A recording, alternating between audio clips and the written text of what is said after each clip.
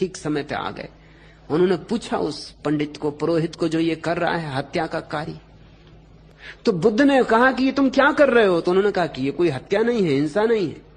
ये जो पशु पक्षी काटे जाएंगे, इन सब की आत्माएं स्वर्ग चली जाएंगी। तो बुद्ध ने बड़ा मजाक किया है, और बुद्ध ने कहा तो फिर अपने पिता माता को क्यों नहीं काटते?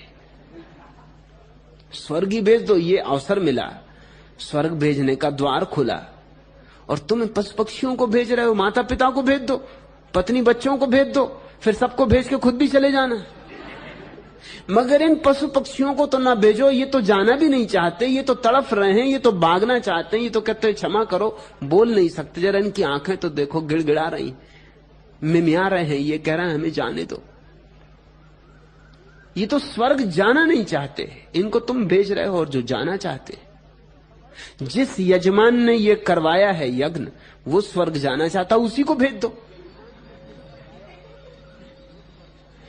खूब चालबाज लोग दुनिया में थे।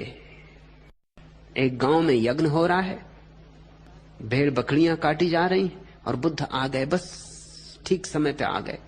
उन्होंने पूछा उस पंडित को, पुरोहित को, जो ये कर रहा है हत्या का कार्य।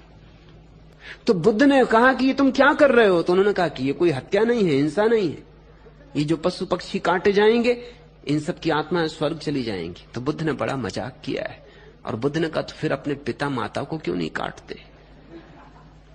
स्वर्ग ही भेज दो। ये अवसर मिला, स्वर्ग भेजने का द्वार खुला, और तुम पशु पक्षियों को भेज रहे हो। माता पिता को भेज दो, पत्नी बच्चों को भेज दो, फिर सबको भेज के खुद भी चले जाना।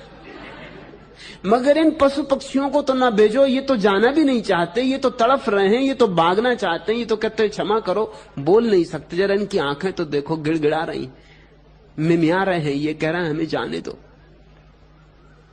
ये तो स्वर्ग जाना नहीं चाहते, इनको तुम भेज रहे हो। और जो जाना चाहते, जिस यजमान ने ये करवाया है यज्ञ, वो स्वर्ग जाना चाहता, उसी को भेज दो। खूब चालबाज लोग दुनिया में थे।